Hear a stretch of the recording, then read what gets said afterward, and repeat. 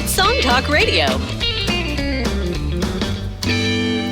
Welcome to Song Talk Radio, and it is our 10-year anniversary. Yay! Ooh, which traditionally means that my co-host Phil Emery now owes me a hunk of tin or a hunk of aluminum. So what's it going to be, Phil? Ooh, well, I think aluminum. I think we have some foil all ready for you. I've been foiled again. Yeah, it's 10 years. This is 10 years. Those are the materials for 10 years. Okay, and for this special episode, we've got a whole cadre of awesome folks with us tonight for a songwriting roundtable discussion. Some of the folks here have been guests on the podcast. Some have contributed to our songwriting challenges, and then of course there's Phil. So let's go around the Zoom, shall we? And we'll have everybody introduce themselves. Let's start with our good friend of the podcast, Angela. Hi, everybody. I'm Angela Saney. Great to be here, and happy anniversary. I have to say, that's a big feat, you guys. So I just want to say happy anniversary. It's not easy to do anything for 10 years, to be honest. So I've been on the show before. Thanks for having me back. I'm a singer-songwriter coming at you from Toronto in Ontario, Canada. I put out some records. You know, I tour. I do all the things. I'm an artist, and I'm just so happy to be here. So thanks for having me. All right. Thank you, Angela, and thanks for the anniversary. And a friend of the meetup group, the Song Talk meetup group, Nabil. You tell us a little about yourself. Hi. So my name is Nabil. I perform as the Great Infinite, and I'm here in Toronto. And if you guys are ever in Toronto, and if you go to the open mics, you can find me there. I also run a group called Superstars, which is just a listing of all the open micers and all the locations in Toronto. Cool. Awesome. And Mr. Mark.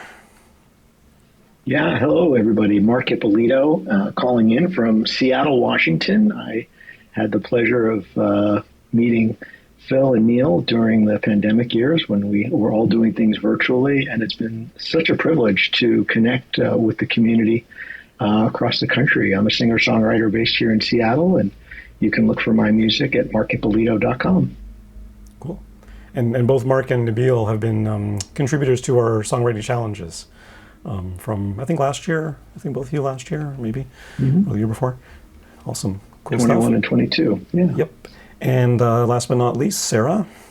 Yeah, hi, I'm Sarah Peterson. I'm based in Lanesboro, Minnesota, tiny little town in the southeast corner. I'm a singer-songwriter, put out my first EP this year, which was exciting and fun. And I'm kind of a co-writing nerd. I'm always in a co-write one way or another. And I write for other artists, for country, Americana, folk, but also for sync.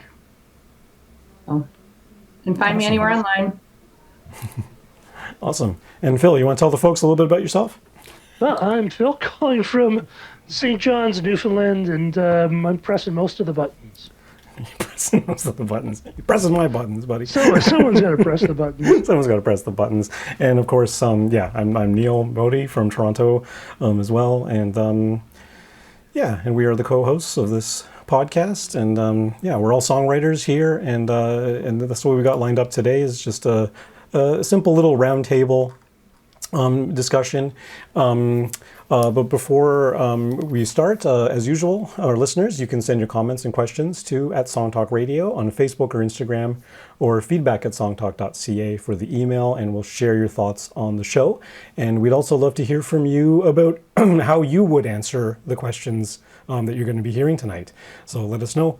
And please visit songtalk.ca to see the show post for this episode, to find links to resources we mention, and that sort of stuff, because tonight I'm sure we're going to be coming up with some tools and resources and stuff that we're going to be linking to on the show post. So for this roundtable, each of our songwriters has prepared a songwriting question for the group to discuss, and I'm sure we're going to have some interesting answers. So we're going to go sort of in alphabetical order, except Phil's going to be last, as the gentleman that he is. And so first up is Angela Saney. What's your question for the group, Angela? Okay, the question is, I got to open up the Google Doc here. If you have it there, let me know, Neil. Just So your first question that you provided to us is, how do you decide the title for a song? great, thank you. So that was the question. Okay. How Am do you I going to answer decide? that? I think you're probably eager to hear everyone else's answers first, aren't you? I would love to hear everyone else's answers, because sometimes it's easy to, it's like, right off the bat, you're like, what the title is, and sometimes you really don't. So I'd love to hear everybody's answers. I'm actually curious. Like, I would agree with you, Angela. Sometimes it's obvious. When it's not obvious, that's when it's kind of harder. And then, sometimes you go outside the lyric to do the title. I don't know if anyone's ever done that before, about like actually coming up with a title that doesn't show up in the lyric either. How about you, Nabil? How do you tackle that? So, for me, it often comes down to the song idea and what the song is trying to say. And to me, when you say you don't know the title, I think it often means you don't know what the song wants to say. You got a bunch of really nice lines that are trying to say something, but you're not clear in your head. And often that will lend me to spend some time digging around what does the music or the initial verse actually or my favorite line want to say. And sometimes what will end up happening is I'll pick the favorite line and just move it from like the verse or wherever else it is and just move it to the chorus, because that's what I want to say. And that will also reveal the song title in the same process. So to me, it's about a lot about song idea in there. Thoughts? Yeah, no, it's a great question, Angela. For me, it really depends, kind of echoing a little bit of what Nabil just said, but it depends on where the song started. If it started as a melody line, that I just started humming in my brain, and I can associate that with a particular emotion or place or idea, that might be the germination. But often for me, if it's a lyrical inspiration, right? I've seen a film, I've read a piece of poetry, or I've read a news article, and now I'm really thinking deeply about this topic and I want to express it in song. Usually the title is the thing that starts. So like one that came to me the other day was Castaway. I have this clear vision of a person and a persona that had been cast away, right? And now all these different kind of lyrical ideas started coming into my mind. And so that was really clear. That song's going to be Castaway. I wrote a song, it's on my album called New Moon. The song is called Mercy and Love. Well, when I first came up with that melody, which I came up with the melody before I came up with the idea for the lyric, the working title as I was humming it was Codeine and Blood. So I was humming around this song in my mind, codeine and blood, nonsense words, right? But then once I felt a really strong attachment to that melody, I then started developing a lyric for it that became Mercy and Love.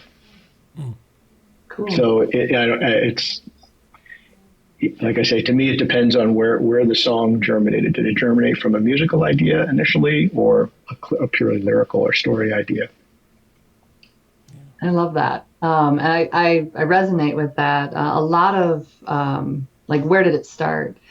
A lot of the stuff that I start with is with, I tend to write with other people. I do some of my own writing, and I do that daily just to keep it going. But a lot of what I'm doing with my teams is that we're tossing, things at the wall and seeing which one resonates, which words resonate, which moods or titles really resonate. And a lot of the times we're starting with a piece of a melody, but then like finding out what words feel like that melody. So we're tossing word ideas until it gels, and then somebody in the room's like, that's it. And then building the song. So it's kind of starting front end with what the title is, then figuring it out. But I've done it the other way, where you're halfway through the song and you still don't know what the title is. So I'm trying to go back and really dig down and feel like what Nabil said of like, what does the song really have at the heart of it? Yeah, and what is the best piece, and what can we make? What would make this song what it wants to be? I think for me, it's in my world. What I do during the day, I work in marketing, and there's a saying which is there's no marketing expert like the market, which means that no matter what you think, the market is going to tell you what the truth is, and your song is going to be called what other people call it, because it doesn't matter what you call it, because it's not for you, it's for the people. And my example is this with the incredible Serena Ryder and her amazing Christmas song called Calling to Say. But of course, the thing that she sings the most often is Merry Christmas Baby, which is what I thought it was. And it took me a while to find out what this song that I fell in love with for the first time was. So now when I do instrumental music, that's a little bit different. And then you're trying to figure out what it brings up. And in some ways that's less important, because it's not really as an important thing from a marketing standpoint. But for me, when I'm writing songs, it's like what the song is going to be called. It's like, what's the very obvious line in the chorus? What is the thing that jumps up? Because that's what people are going to call it. You could call it something else, but guess what? That only means anything to you. To them, they're going to say, it's Merry Christmas Baby. So that's what I do it. Whatever the song is going to be called is what it's called, regardless what I want. Yeah, it's not the woohoo song, it's song 2. Yeah. But people still go, woohoo! Woohoo! You know? It's a great point, Phil. Yeah, absolutely.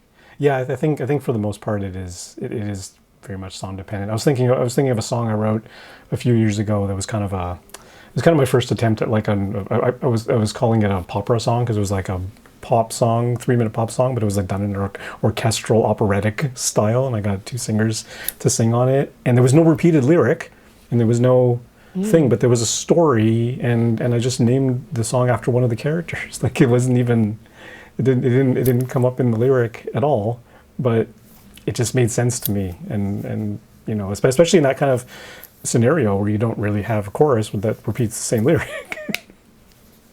but like you said, but like Nabil was saying, you pulled out what's the heart of the song, who's the main. It was very much a story song. It's like, who's the main character of the song? Okay, that's what the song is called.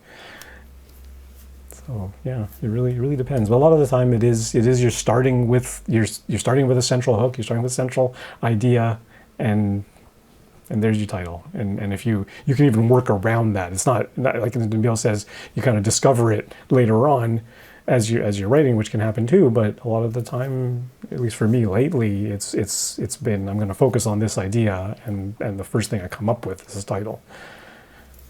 How about you, Angela?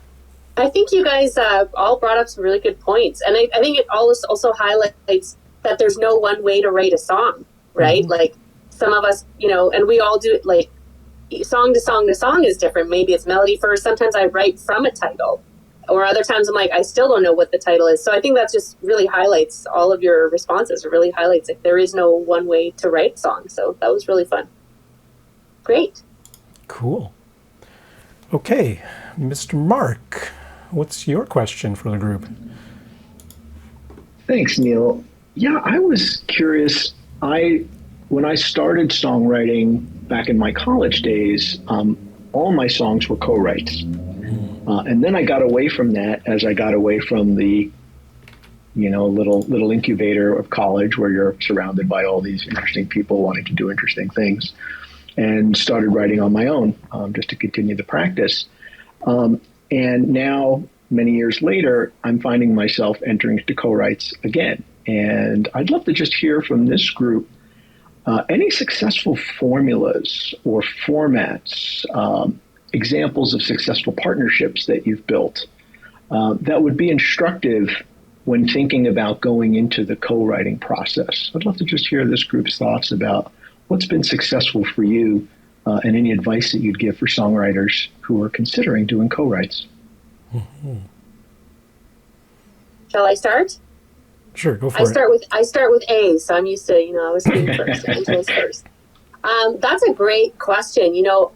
Someone said to me, I think it was, I was at a songwriting panel years ago, and someone was talking about co-writing, and there's no such thing as no in a co-write, and that's always stuck with me. And I think that would be my first. If I'm talking to a songwriter who's never co-written before, for example, that's a really good starting place to build that rapport with someone as well as trust, because when you're writing with someone, it can be a very vulnerable space, right? You're trying to get to the truth, or, you want to get the best. You both want the best, or if, sometimes it's 3 people, 4 people, but you all want that best song. And the best way to get there, we might have differing opinions. And say someone throws out an idea and you're like, I don't like that at all. But there's a way that you can, instead of saying no, like that, what I mean by, there's no such thing as no in the co-writing room. There's a way to say, how about, blah, blah, blah. And, instead of saying that's not going to work, or, something negative, the way that you can, spin that is like, just say silence is better than no, first of all. And I've had that myself in a writing situation where I was like, I didn't love the line they threw out, but instead of I just didn't say anything, and I just kept thinking, and then kind of ran with their idea and tried to, put my 2 cents into it. So I think that's my best advice would be, that lack of no in the room. So I think that's a really good starting point. Now, saying that, how do you move forward if someone really loves something and you don't love something? Let's say you're talking about like the, line in the song. You can just say, how about, or I don't think let's maybe keep that as a filler line, right? Because we always have those, like, I don't know, everyone has their own terms, but we have a filler line, or like a place line that you intend to change. And so we all know, okay, we might change this, but let's just keep it there for now. There's ways you can kind of go around it without having to say, I don't like that, because that can really kind of shatter that camaraderie you're trying to build in the room. So that's just my 2 cents on that. Sarah. No, that's great. Yeah, that's really cool. And I love the thought of that, Angela, as well as the terms like, is there a way to beat that? That's really a cool idea, but is there a way to beat that? Is there a way to, to grow that into something more than it is? I love the thought of trying to beat a line. Like, that's great. Can we beat it? Is it possible? And what could it be? Because then everybody's on board and like thinking of maybe we can, because you all win together when you're trying to beat it. For me, when I'm looking at people to co-write with, I think it's really good, in my opinion, to analyze yourself and know where your strengths are and where your weaknesses are, and maybe where if you had somebody who filled in this gap, that your song would end up better. Like, I love words and melodies, but I lean lyric, and so when I have a strong melody person in the room, our songs are better. I can second on a melody any day, but I love being a second on it, and I love an idea. You got to figure out what your strengths are and play to those and own them, but also then collab with people. So be really honest, like doing a self-analysis, and just it's not a bad thing, just to because I think knowing how we can be better helps us pair up with people who make us all better. So, and I think that's a cool thing I think that's one of my favorite things about co-writing, is to like elevate what you can do by pulling the right people into a room. Yeah, I think that's like, fascinating to. In fact, I'm going to segue off of that, because I feel it's also to me about what somebody steps in the room to give or to take.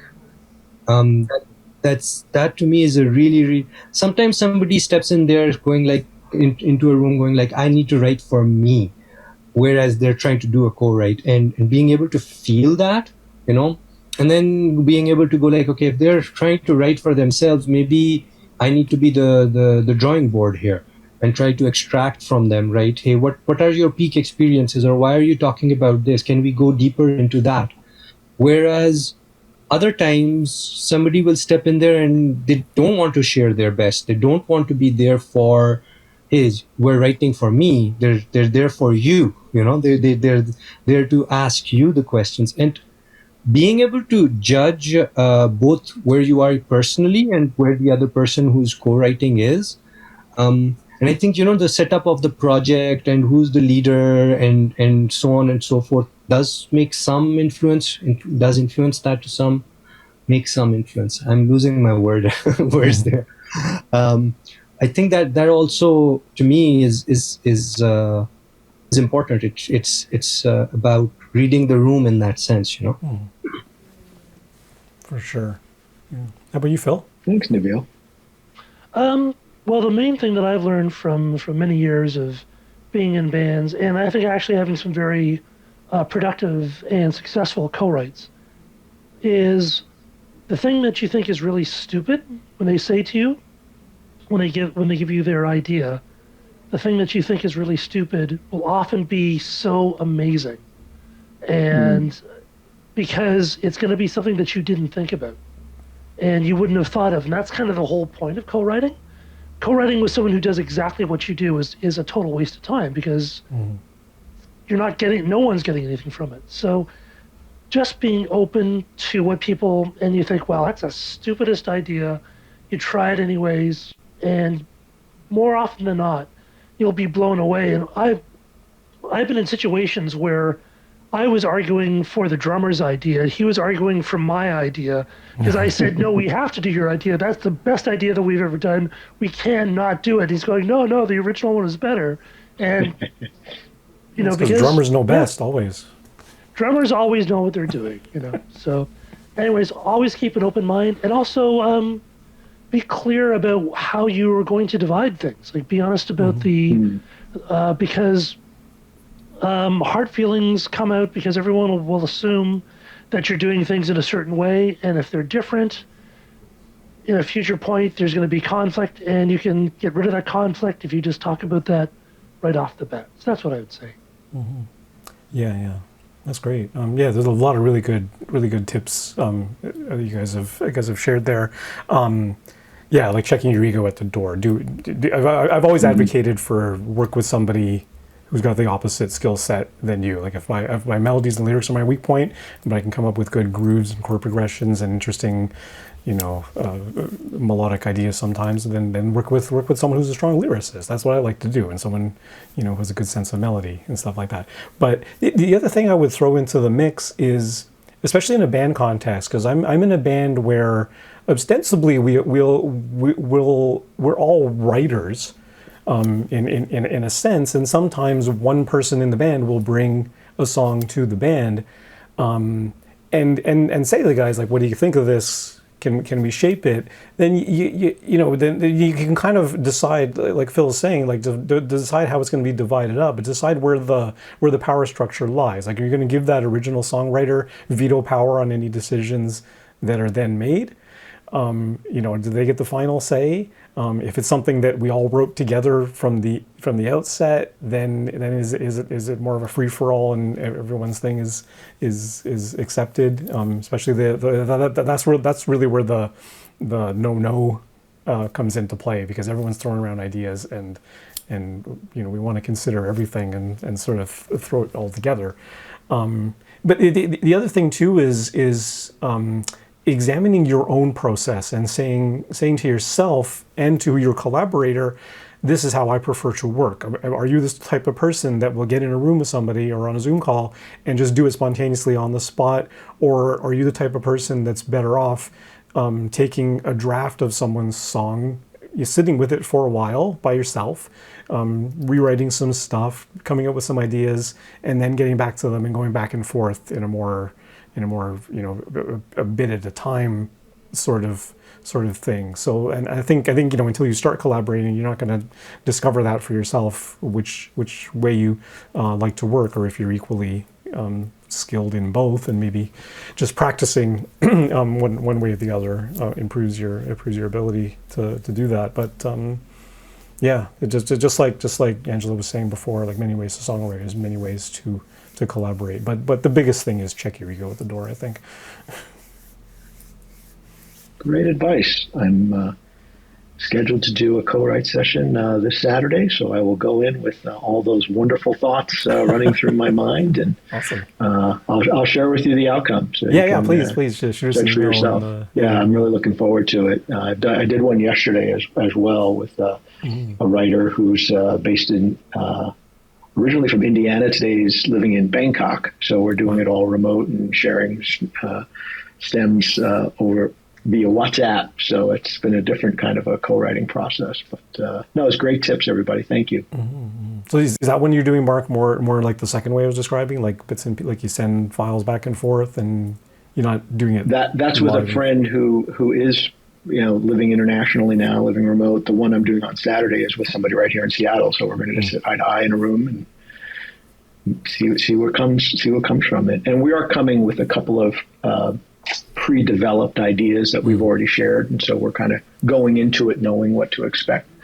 But I've heard different things from different folks about the co-writing process, especially people who've gone through songwriting workshops where there's actually a format where multiple writers are brought in and they're given guidelines and structure to follow. And so I was just curious if anybody has been through those kinds of things as well. And again, mostly what I'm asking about is what's been successful. And I think that's what you all shared, is like the things that you've had success with, because that's really ultimately what I care about. I want to have a successful outcome. So regardless if there's some formula out there, definitely the input that you've provided will provide guidance for me. And I'm happy to share the results. Cool. Yeah. We look forward to hearing that. Right. That's awesome. Yeah, I find that is like you're saying, like show up with a germ of an idea, something of an idea. I've found that's usually more, that has a more productive outcome. You actually get to the at least have a draft of a song by the end of the day, end of the session. Whereas if you're literally starting with a blank page, there's so many things flying around that it could be anything. And that works, but maybe you're not going to finish something by the end of the day, or at least get to into a draft. So it really depends. I've been co-writing about maybe 3 to 5 times a week for about 3 years now. And I will say one more thing. Don't bring your baby to the co-write. If you've got a song that is deeply personal, like that you really, really care about the outcome of, unless you know the people you're writing with well, and you can say, this is mine, I want you to help me, and I get veto power. Just don't bring your baby to the, like, if I have something that's super special to me, I keep it until I'm ready to share it. And then sometimes I just write those on my own. Right. Very wise. No, I'm struggling with that right now, to be honest, Sarah. On one of my songs, I'm like, should I reach out because it is personal to me? Or should I reach out to somebody and try to get it? I don't know. It feels better to ask for feedback, but maybe not co-write. Like just some of those are just so personal. Yeah, absolutely. Okie dokie. All right, let's move on to Sarah's question.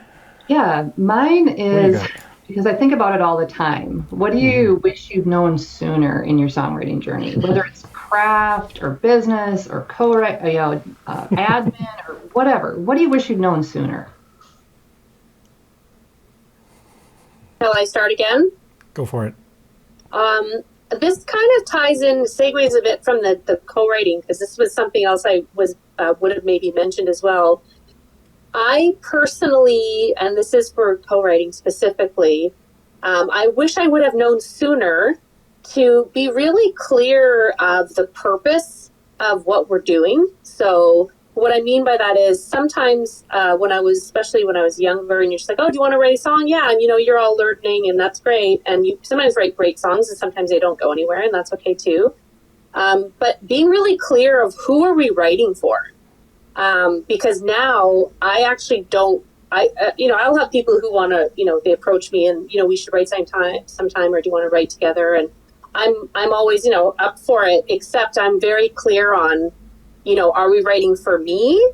Are we writing for you? Are we writing for somebody else? Like, I think that it's so important and colors the song when you know who you're writing it for.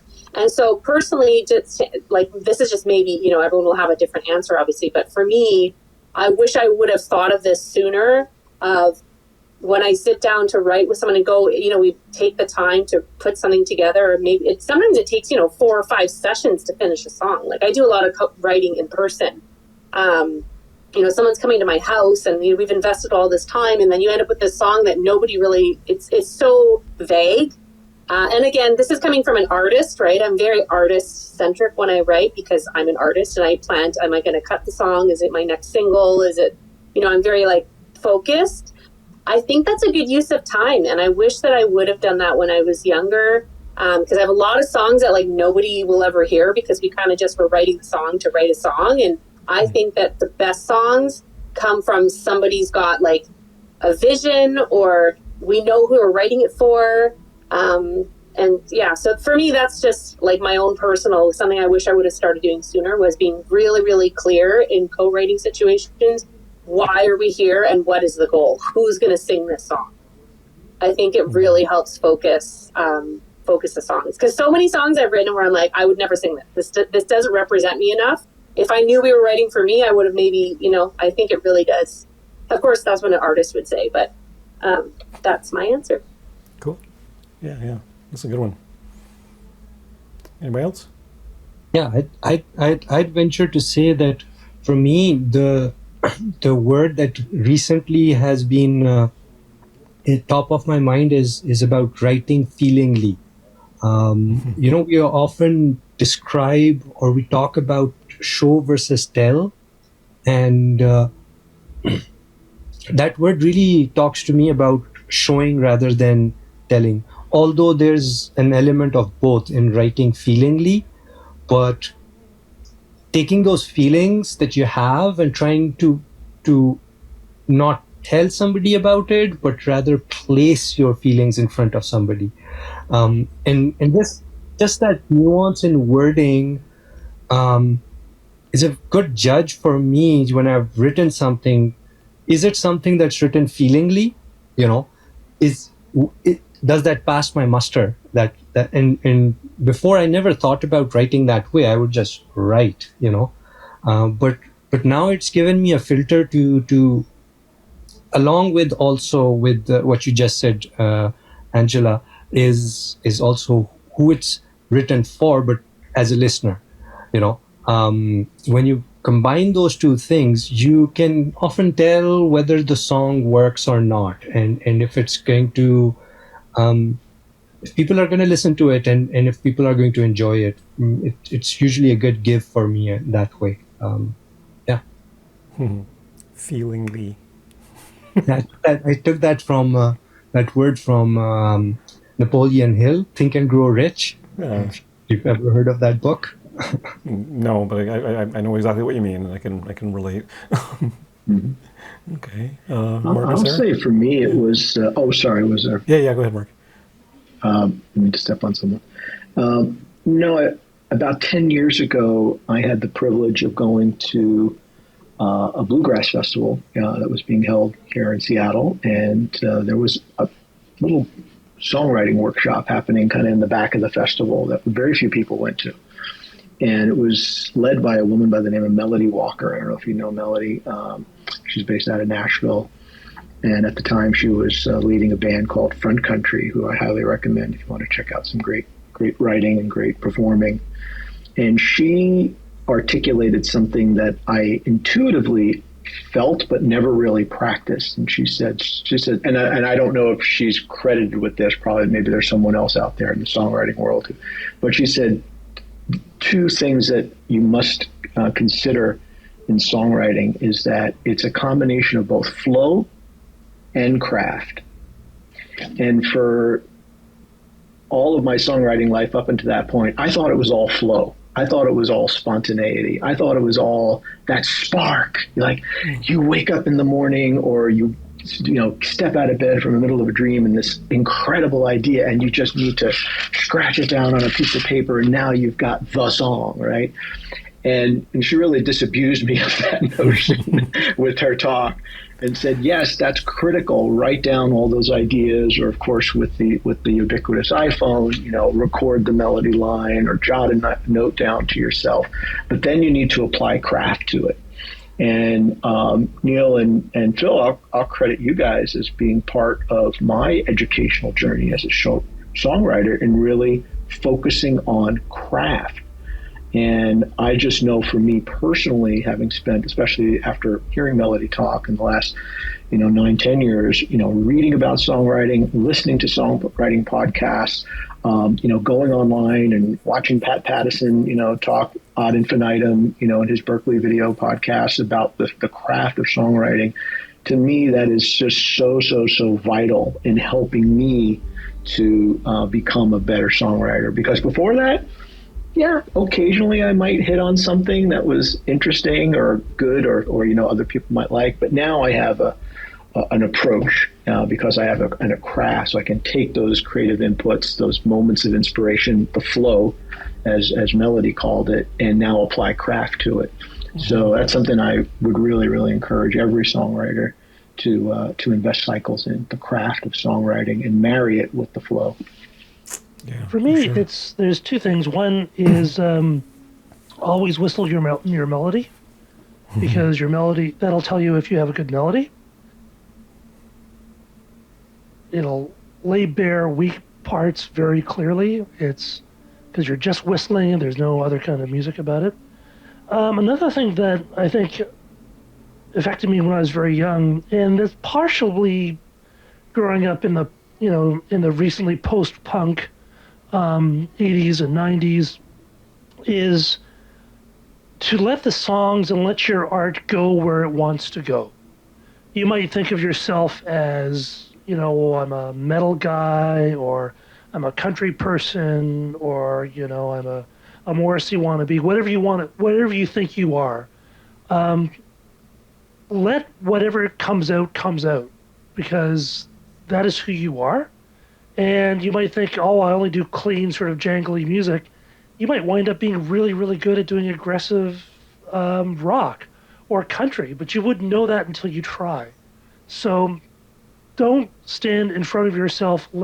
Give yourself the opportunity to go, I seem to be writing a polka. Maybe I'll write a polka. Maybe don't stop yourself from taking a chance on something you wouldn't normally do, because you just never know.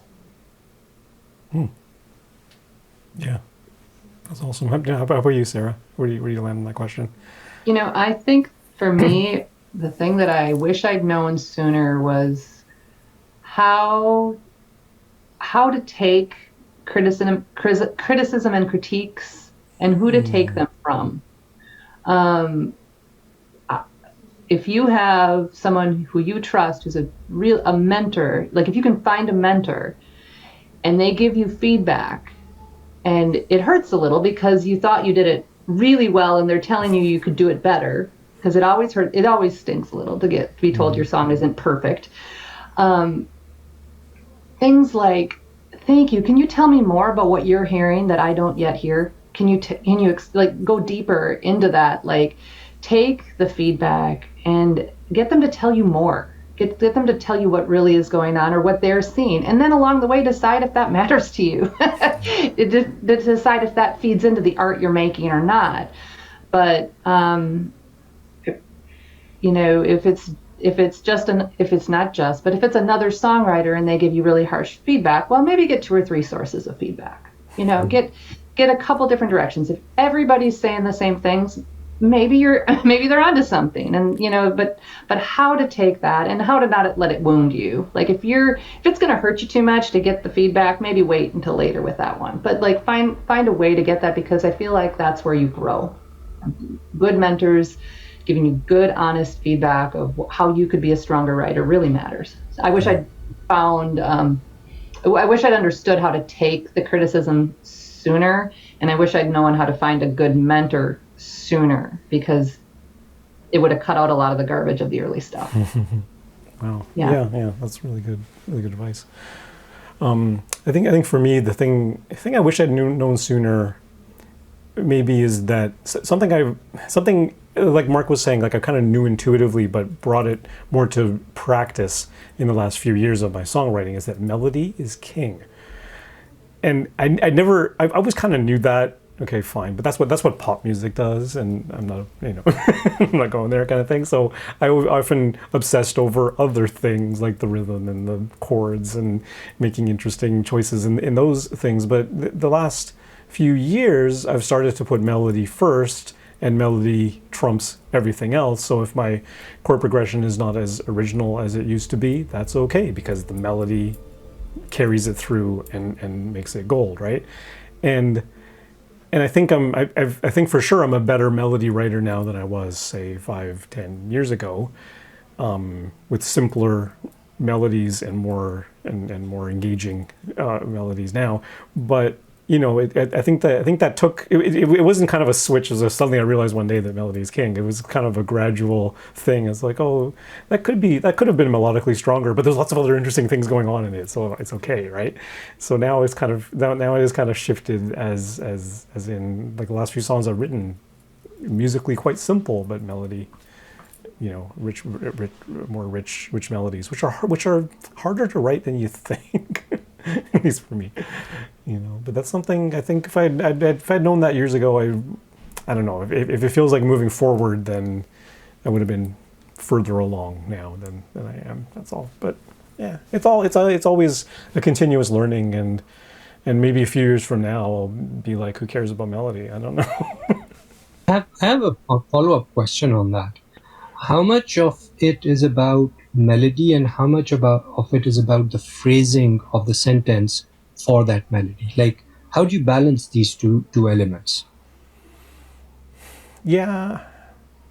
Well, yeah. I mean, it's melody and lyric, right? And the two have to be tied together strongly.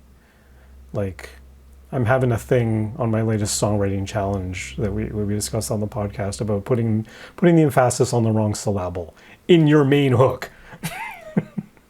and our co-host Susan Catania from Boston, a Berklee School of Music teacher for many years, and all sort of stuff, was very adamant about it's putting the syllable on the wrong thing, the emphasis on the wrong way, and people are going to not care about what you're saying. And Phil was the opposite thing. Is it's a great hook, just leave it alone. It's perfectly fine, right? So yeah, sometimes there is a tension there, but at the end of the day, I mean, I'm the kind of songwriter that I never cared that much about lyric in my listening. I care about a lot more in my writing. I'm very particular about my words and finding the right word, and I'll slave over that. But at the same time, I tend to give the trump card to the melody currently. But I mean, but I'm also have been getting better about tweaking it. I will tweak it if I can to get the emphasis on the right syllable, and keep my melody. I'd find some different word for it and make it still happen. But sometimes when it comes down to it, and I have to go one way or the other, I'll give the trump card to melody. I have to agree. Pat Pattison himself has said, and I teach this to my students. I also teach songwriting, which I didn't mention in my intro. But one of the things that I always go back to something that he said in one of his books, which was, what draws your listener in is the melody, and what keeps them there is the lyric. So I think I'm totally agreeing with you, Neil, that I think that, the melody trumps everything. But to your question, I do think that phrasing is super important. So how do you sing that melody in the timing of the music? Timing is really important of that melody too. Like, you could, say the melody is, let's use something everybody knows, ba-da-ba-ba-ba, right? To say that's the melody. But if you sang it, that's da-ba-da-da-da-da, 5 notes, but you sang it as ba-da-ba-ba-ba or ba-da-ba-da-ba-ba. Okay, I'm doing a bad example. I'm just thinking off the top of my head here, but the way that the rhythm of it is, they're tied together. Like, the melody is most important. I agree with what Neil is saying. However, the timing of that melody is just as important. It's integral. And I think syllables, they are important, but I do think that melody still trumps it. If you have the wrong, you'd never say it that way. That's true. But if you've got a really catchy hook, nobody cares. I just think that there's... And a lot of people say that that the music has like three sort of layers, right? There's the harmony, which is the chords, there's the rhythm, and then there's the melody. I saw a video not too long ago, it might have been one of David Bennett's, who's a great YouTuber, who was arguing that melody is everything. Melody has rhythm, it has pitch, it has notes, and like you're saying, the phrasing is the rhythm of it, and by the intervals that it uses, it suggests the harmony, and it works with the harmony. So melody contains everything.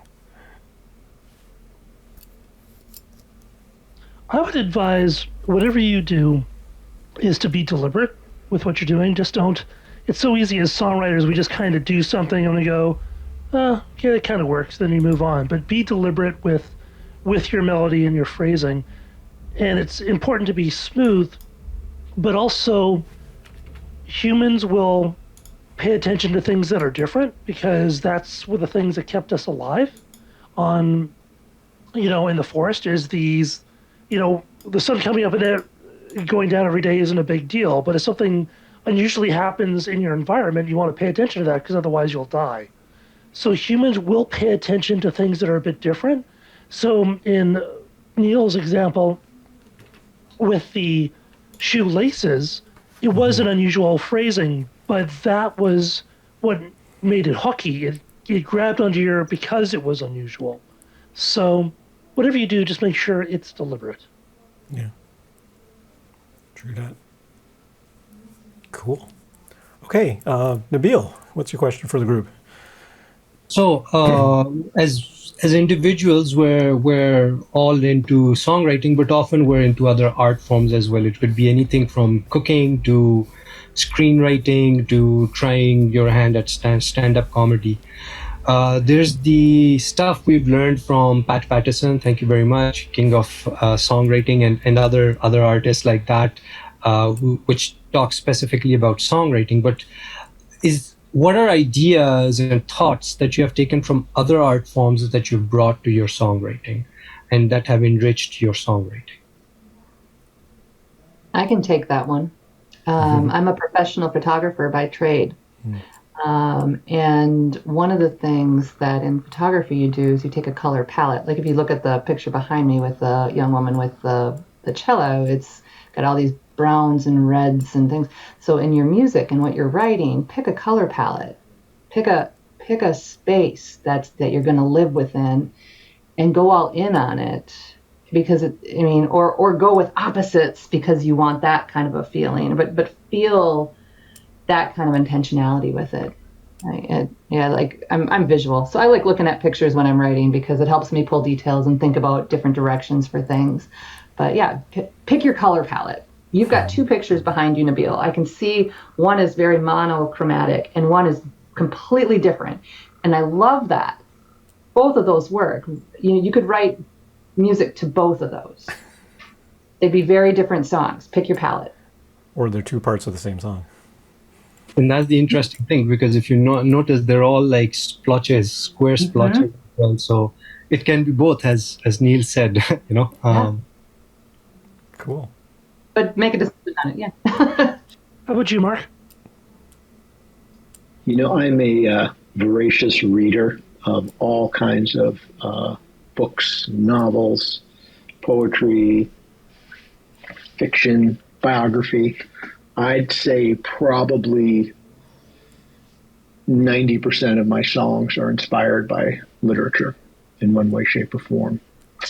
And here in Seattle, actually, we've got, and there's chapters around the country, Bushwick Book Club. If you haven't checked it out, check out online, Bushwick.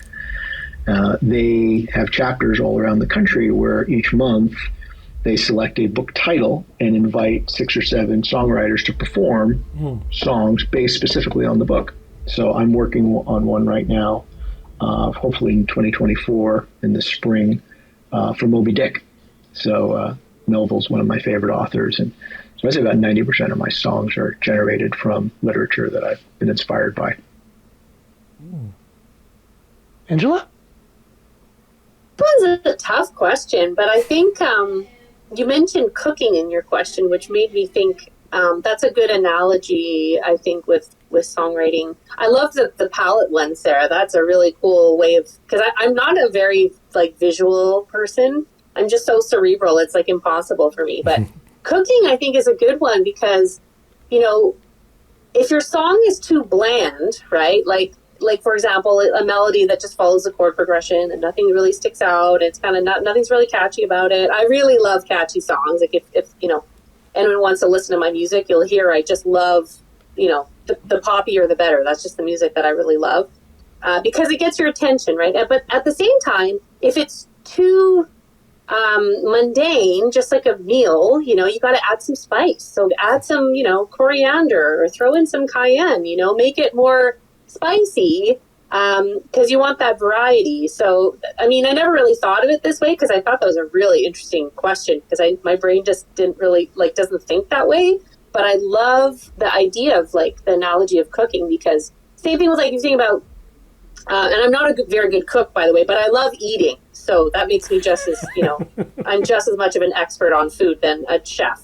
So when you're cooking a meal, for example, you know, you're at a low simmer, there's points in the song where you want to have that low simmer. You know, you're starting from, let's say, the beginning of the song. You know, you don't want to blast everybody with all the information all at once and like, I don't know what to do with this, right? So I think that's another analogy with cooking where, you know, when you get to that last chorus, well, yeah, and this could be a production as well, which I think is tied to songwriting, at least the way that I write. Again, because most of the time I'm writing for some, you know, my next album, or like I'm very focused on, you know, as an artist, the song. So I'm thinking of the production too, like when are those background vocals going to come in, or you know, when is that? All the pads, like all the keys, all the stuff that's going to be in that last chorus, you know, to really hit it home. Well, that's when, you know, you turn up the knob on your stove and you kind of start boiling the soup, right, or whatever. So I think you're onto something here. I'm going to think about this further because this whole cooking analogy, I think there might even be a song in there too. Needs to be more songs about cooking and food. Yeah, like just throw in that pepper and salt. Just don't be afraid to add a little spice. So I guess that's my. It's just making me hungry just talking about it. Yeah, that's my answer. I was a musician before I actually became a designer. So I was, you know, playing and writing music. And then later on, you know, went to OCA and got my education that way. My exposure and my training in art actually helped me become a better songwriter because it is just a different way of looking at art. It's whereas music exists only in time. If a time stop, music doesn't exist. Music only exists because of what you've heard before and what you think is coming next. So it's actually a temporal art form. Whereas design or graphics or painting is something that is rooted in time. So it's kind of always there. So it really helped me look at art and expression in a different kind of way so I could understand how things work in songs.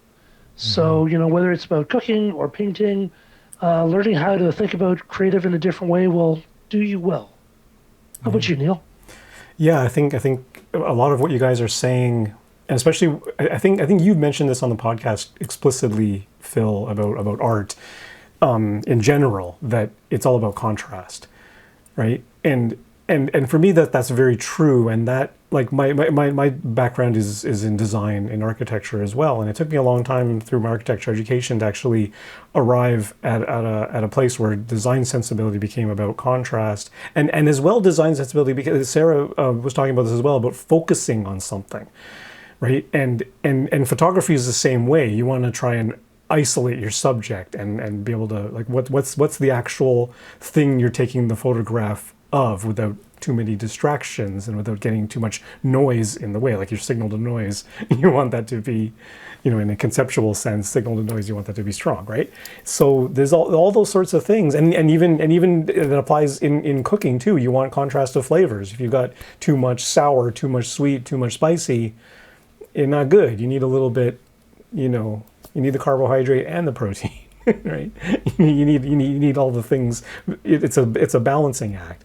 So for sure, I mean, I'm more of a you always throw around the term visual learner, but I'm pretty visual even when it comes to music, you know, I grew up in band where there was a conductor, you know, keeping the time, so the visual cues, and I find I can't play the drums unless I can see the bass player doing his thing. You know, as soon as I'm trying to do that outside of that, I can't keep time as well. So, you know, but yeah, this whole idea of focusing on a particular thing, and you do that every time you write a song too, which goes back to that original question that you had about Angela about your title. It's like, well, and Nabil was saying, like, what's your song really about, and what's the focus, and how can you strip away all the other stuff and bring this particular aspect, this particular angle, whatever your angle is on it, to the forefront and to the focus of your expression. Yeah, I'll share one tip that I got out of why I asked this question. I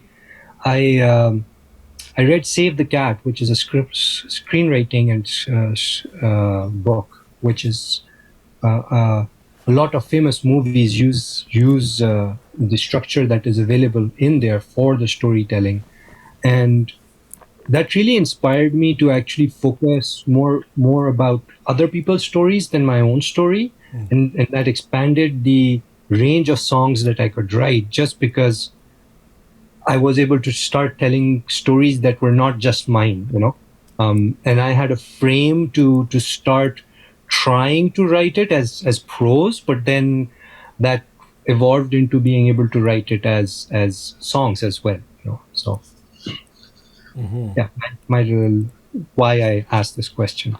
Yeah, that's really interesting. There are very different. I mean, there's a lot of, you know, we as on the podcast, sometimes we get people on the guests on the show who are poets first, or poets as equally as they are songwriters, right? And we talk about the differences as well as the similarities, because there are differences, and writing a novel is very different than writing a song, obviously. But you know, you can get into the particularities of that and how is it different.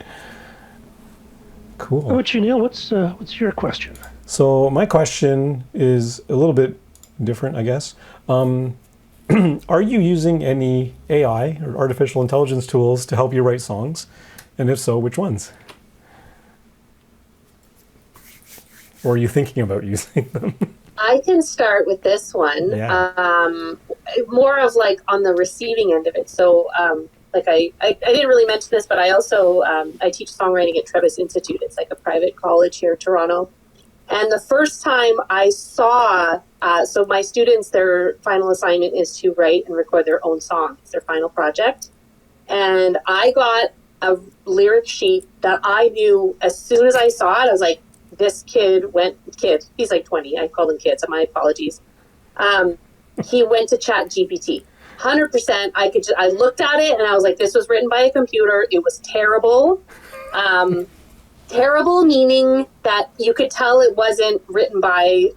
It hasn't have any. I don't want to ask everyone else the question, but I have tried Chat GPT because when I heard about it, I was terrified. First of all, again, as a teacher, I was like, I need to know what this is, because my students were starting to ask me about it. And when the first time I saw it, because it was so obvious that it was not written by like a human, just you can tell like the phrasing was wrong. It was all choppy. Like it just wasn't. If any of you have used it, you know what I mean. But on the flip side, to answer your question, Neil, I have used it because I wanted to see what it was about, and I've done everything from write me a song about blah blah blah to see what would happen. And I actually was writing. I was writing a song for. I was pitching for this movie. This was a couple months ago.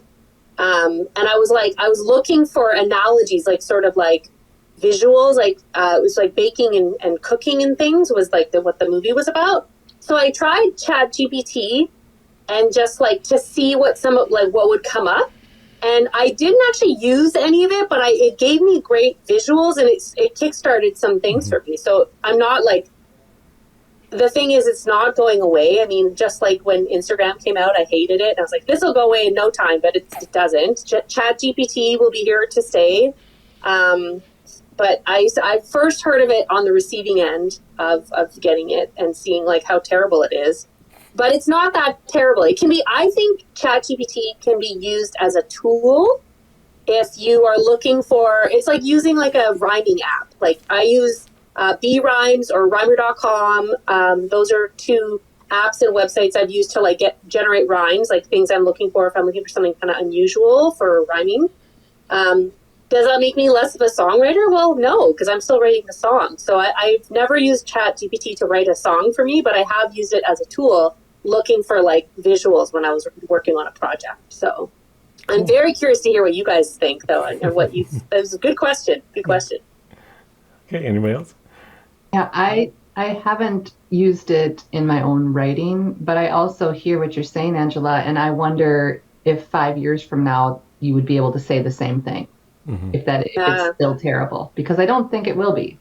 I think it's here, but I think and I think as songwriters with integrity, we're writing in this day and age, and it is what it is. But I use tools like Master Writer with rhymes and synonyms and metaphors and different things that you can pull from it. I don't take everything they give me and just dump it into the song. I sprinkle it, or like it more of the time ignites another thought, and that's where it's useful for me, similar to what you were saying. Yeah.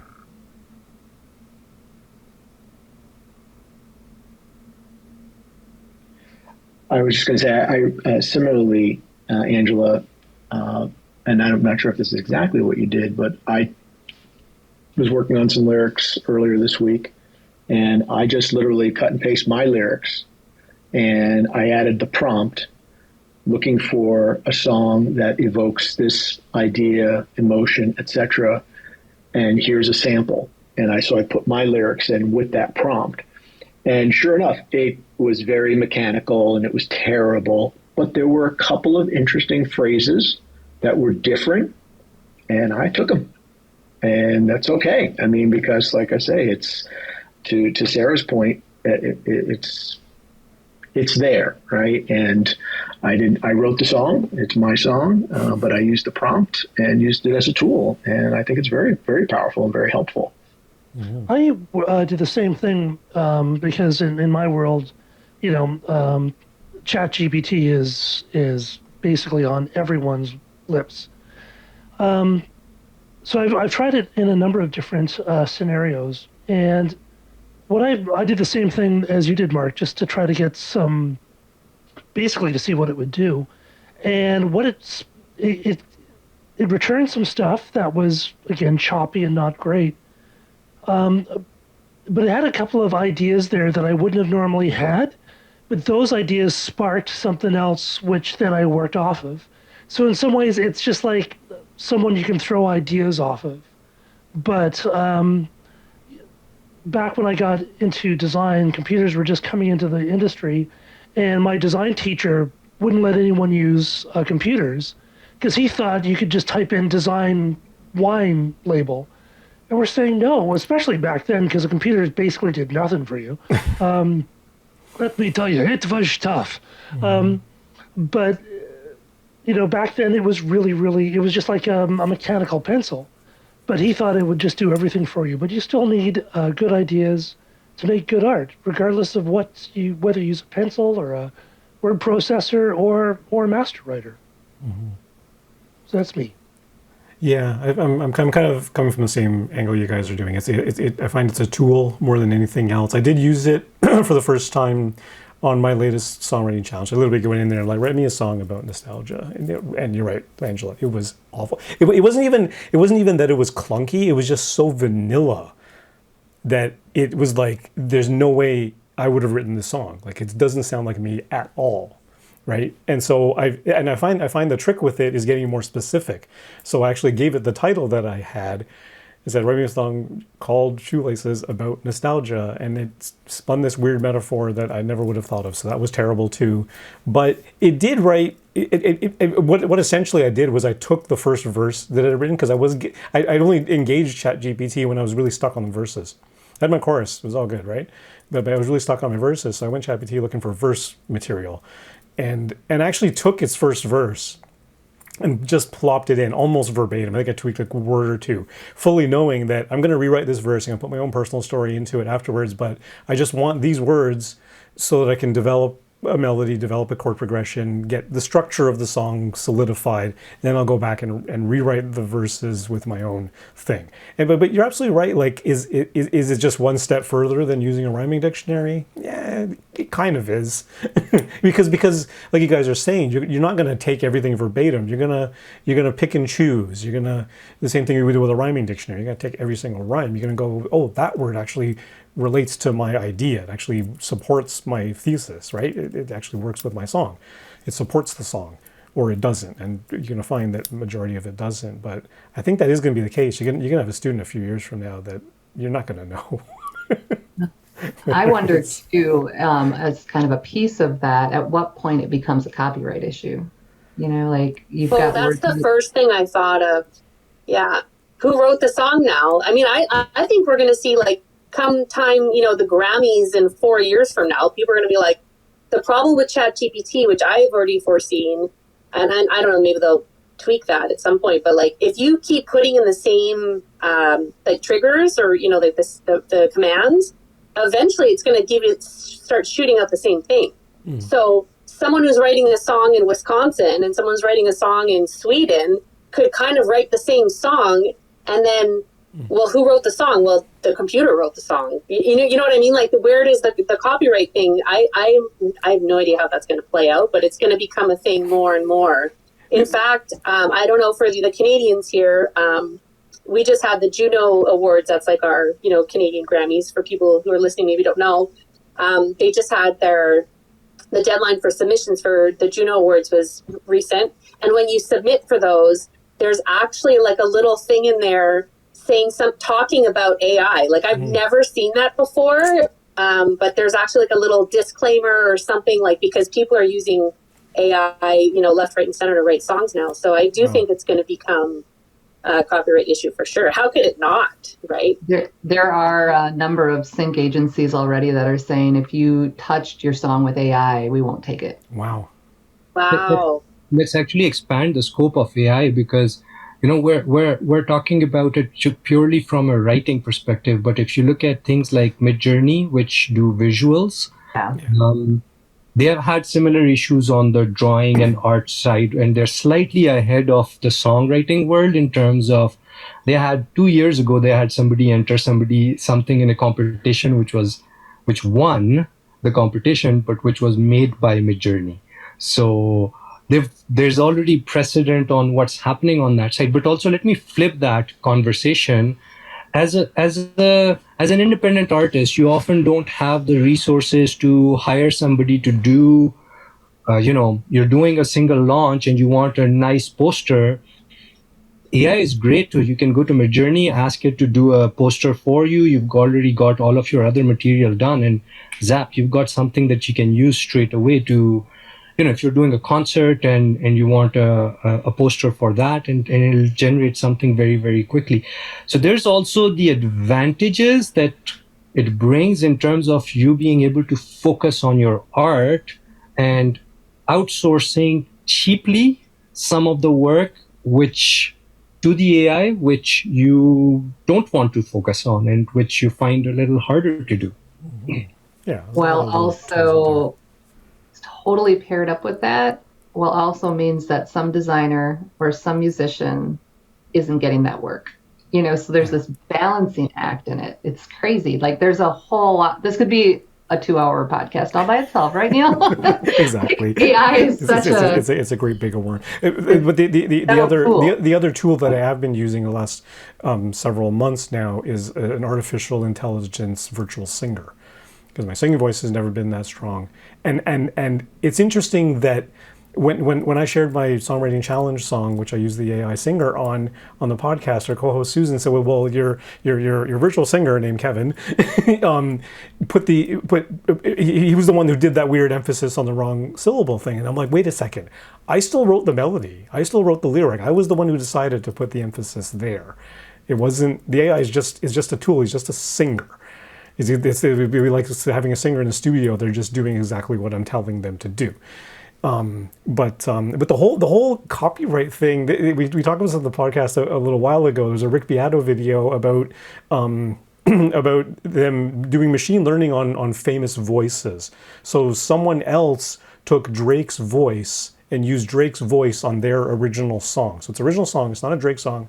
It's an original song, and then it poses all these kind of weird questions. And then Drake's record company went and shut down that person's YouTube video of that song, implying that they own Drake's voice. It wasn't copyrighted on Drake's song. What's that? They might. The big labels, they own your likeness, right? Likeness that's rights. That is a real thing. Yeah. But I mean, I'm not signed to a big label, but shouldn't I own my likeness? But I don't have the power. Like, imagine if someone took your voice, Neil, and just like made a song with it. Like, I mean, I feel like that's and there is an artist out there. She's a singer. It was singer-songwriter. She has a TED Talk. And she basically, I forget her name now, but she basically put it out there. I've sampled the crap out of my voice. Go ahead and use it. Well, and it's without compensation and without knowledge that matters. Like, and then that's where the sticky questions come. Like somebody signs off on it and you're okay because you got compensated for your. But I just can't wrap my head around it. Or do I get a royalty every time you use my voice on something? Like, should. Where does that play out? Yeah, and that's what we were saying on the podcast. Like Drake should be able to get in on that and get a little kickback on that. But it's crazy. It's not have control over that. Yeah. Okay, final question, Phil. All right. So, what is the one bit of knowledge or one experience that changed the way you approached writing songs? Start off with Sarah. Failure. Fail a lot. Do it on purpose. Just write and write and write and write.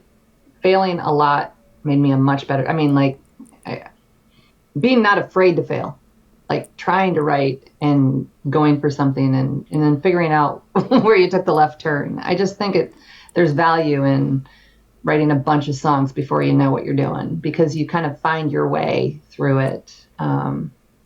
And you can look back 5-10 years and go, I'm so much, I get it so much better now. And I like the writer I am so much better now because I wasn't afraid to just fall down and okay, that's fine. I'm learning. That's mine. Yeah. It's interesting when you think of the failures. At the time, you think they're successes. Yeah, and it's okay that they're not. It's like, that's a great song. You listen to it 10 years later, like, what in the world was I thinking? Heck, you listen 2 years later and you're like, okay, I missed that. How about you, Mark? Yeah, nothing terribly different than what was already stated. I would just say, just do it and don't be afraid to fail. I think that's great advice, Sarah, and I have followed it the same. And I see other songwriters do it. And you won't know unless you're out there doing it and trying it. So just do it. Cool. How about you, Angela?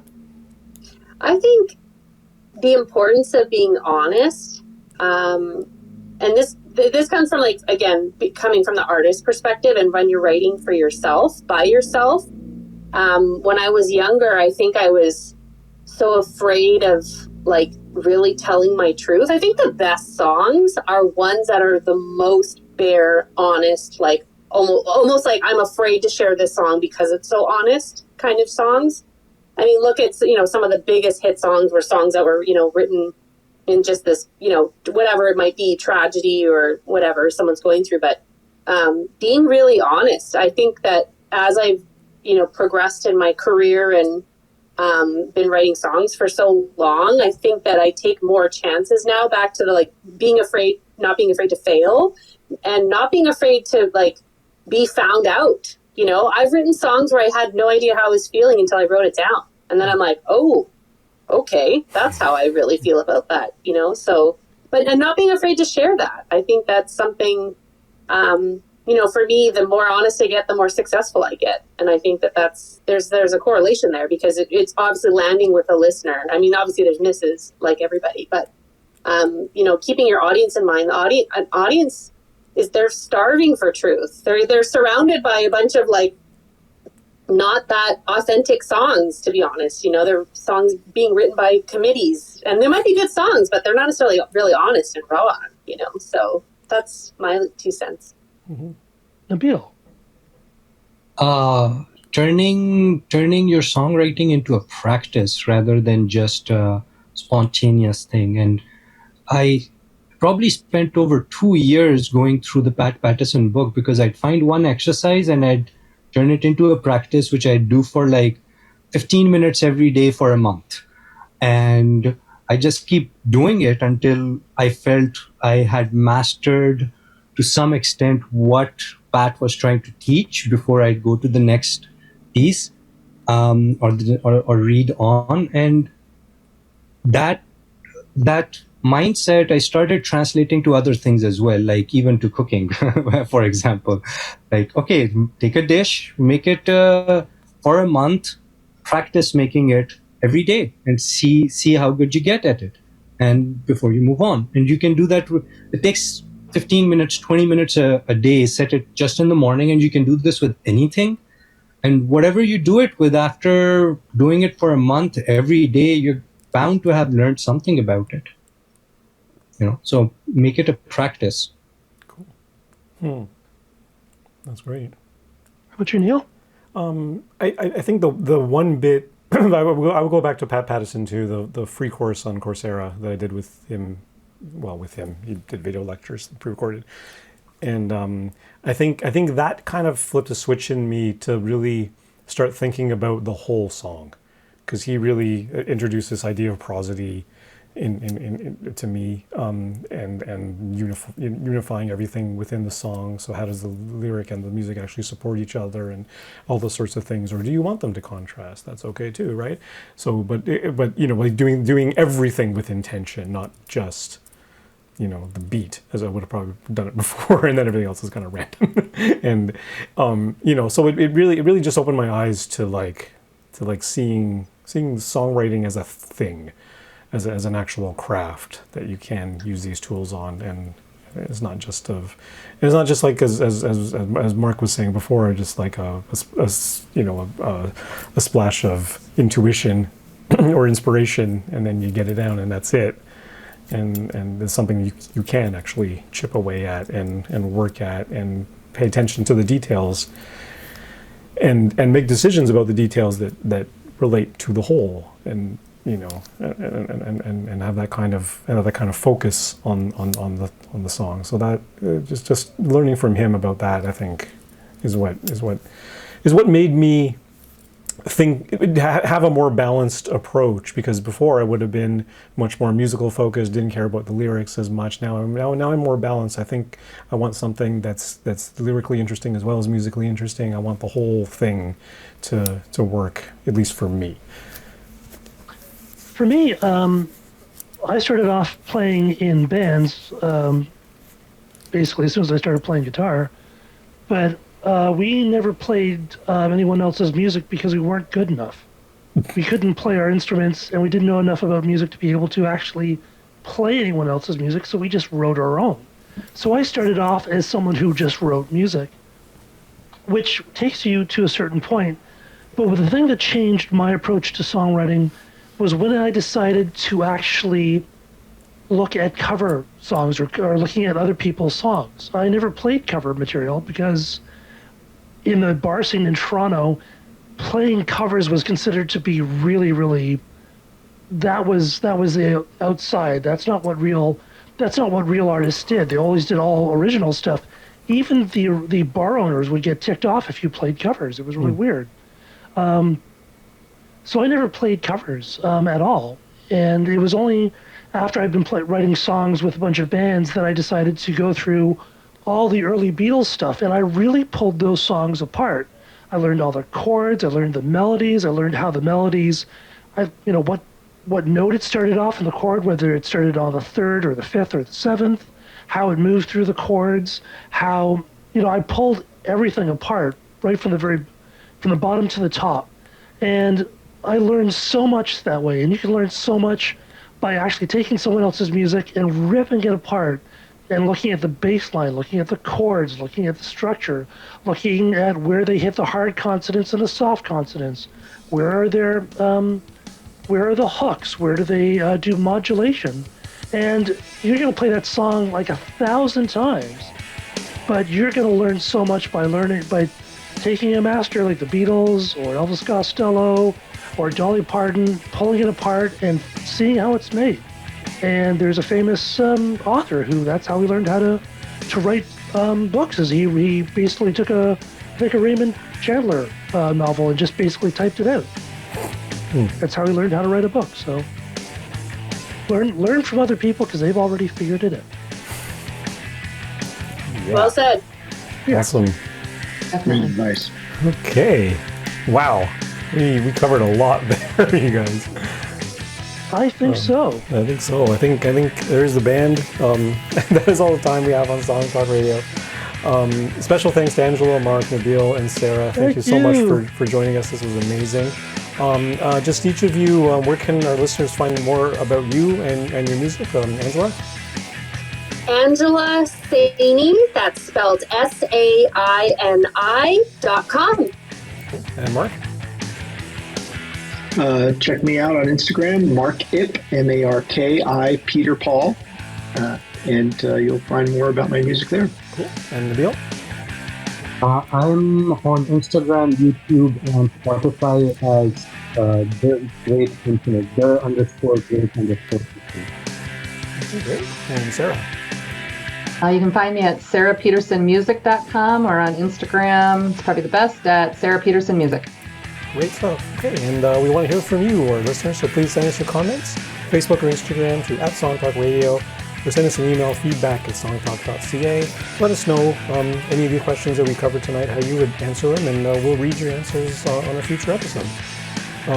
Also, be sure to check out our YouTube channel for live performance videos and full episodes, and subscribe today to the Song Talk Radio podcast on your favorite podcast provider. You can find links to all the products, books, and web services we mentioned on the show on our resources page on the website.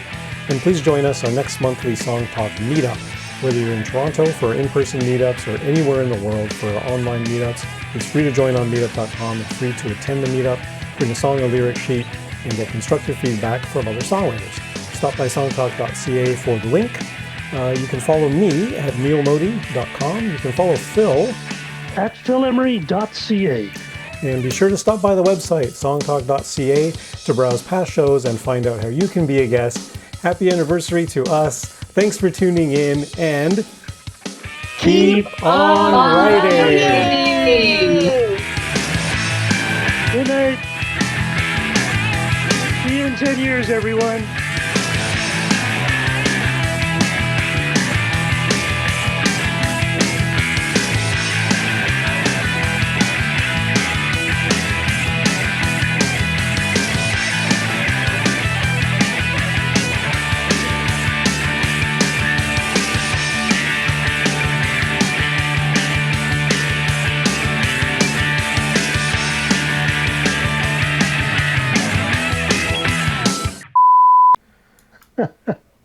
How can you not dance to that song? Yeah, that was awesome.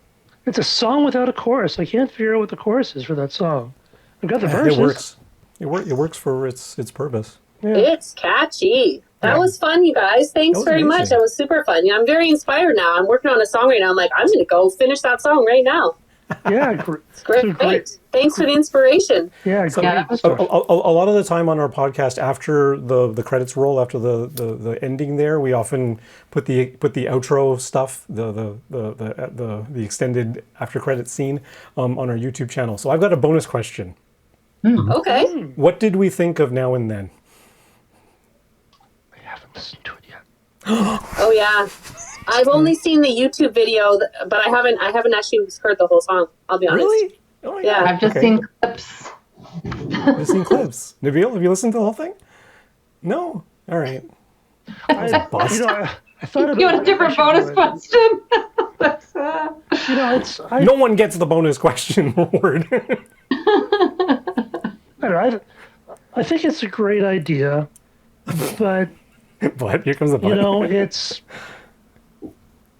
It's kind of a fun thing, but it didn't need to be done. Like, it would have been fine if it was just his stuff. Like, I think it would have been more poignant if they just let his song come out. I think with just him, it's kind of more special than making it into something bigger. But, you know, Paul McCartney can do whatever the heck he wants. Yes, he can. What were your thoughts, Neil? What did you think of the song? I thought it was nice, but it kind of felt like a Beatles song that I just, like, it could have been an older Beatles song that I just never heard before, because, like, I don't know every single Beatles song. It just could have been another. That's the way I was kind of reading it. And then I saw the David Bennett video again and he went through the original demo. And the reason they didn't use it before, because you couldn't hear his voice. Like, it was just drowned out by the piano and by the background noise, right? That's why they said they didn't use it when they did Free as a Bird and Love. What was the other one? Anyway, in the 90s that they released. But he had John Lennon had a pre-chorus in the song, 2 times in the song, and they cut that section completely out. So they just went verse right into chorus. But he had like and it was longer than the verse. It was a really long, wordy pre-chorus, but they just chopped it right out. I don't know how I feel about that. That's why it was still a demo, right? Like, I have songs which I have released, and then I've gone and open mic'd it, and I went like, you know what? I'm going to change that song now because it needs a change. When I've played it like 20 times, I have just started singing it differently or playing it differently just because it felt that way. And now the official song is not the official song anymore. Well, Nabil, you bring up a good point, which is, the power of time, right? You rewrite after a while. Like you said, like, that's just a demo that John Lennon had, and had he been able to play it in front of someone or play it a few times live, or however that process goes, it could have been a better song. I mean, and I will say, to answer your question, Neil, I just saw the music, like, they did a video leading up to the song. So I heard the first half of the demo with the piano and John Lennon, and personally I thought it was kind of boring. I was like, okay, like, the melody, it's like one melody line that just repeats over, like, there's no variation. And then I was like, maybe that's why I haven't heard it yet. Because now it'll be on YouTube. Everyone thinks that Angela doesn't like John Lennon, but it was really just kind of boring, the demo. So, Nabil, you have a really good point. It didn't get a chance to breathe, right? Also, that song could have been better. Yeah. Also, it's a demo. Do you pour everything you've got into your demos? I mean, I like them to be good, but I know they're not the end result. Like, I know they're not what I'm aiming at. Yeah. I mean, It's probably they're in the direction of. Yeah. It's probably his version of a voice demo, or a voice memo. It was just grabbing this idea, and it wasn't like a finished idea that should be, because we know how much work it goes into making a song and the variations, and you're moving words around. It's not just. Well, and back in the day, that's how they got their thoughts. I mean, they didn't have phones that did it, or or Logic, or they had to do it some way. So probably somewhere. It was on audio cassette for crying out loud. Yeah. Yeah. Like, if anybody ever took any of my voice memos and did anything with them, I would just roll over. It would kill me. I'm like, nope. Wasn't trying to. Yeah, it's the ownership thing that kind of bugs me. But at the same time, because I heard the full original thing with the pre-chorus. I'm like, I probably would have cut that pre-chorus out too, or at least taken it down, because it was really long and wordy. I was like, holy cow. but yeah, you're right, Angela.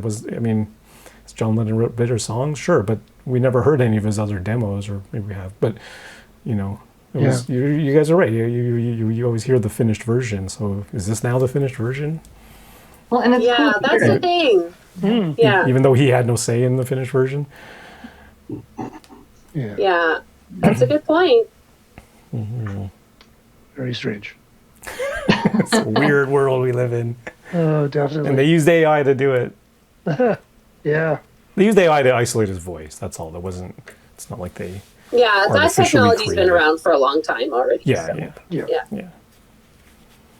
Well, Cool. fun. Thanks for having us, guys. Happy so anniversary. fun. That's very cool. Thank you so 10 much, years Sarah. is a long time. Wow. Yeah. Awesome. And thank you for coming along. It was great, and you had some this was great super fun. insights. I think people really love it. Happy to be here. Awesomeness. Yeah. Great. We'll Thank send Well, everyone cheers else. to cheers to 10 more, guys. Cheers All right. to 10 more. Yeah. Thank you, Rachel. We'll send an Fingers email crossed. when the show goes live. All right, All right. awesome. All Talk right. to you soon. All right. Thanks for being here, Have a great guys. night. Bye. Take care. Have a good Bye. night. Bye-bye.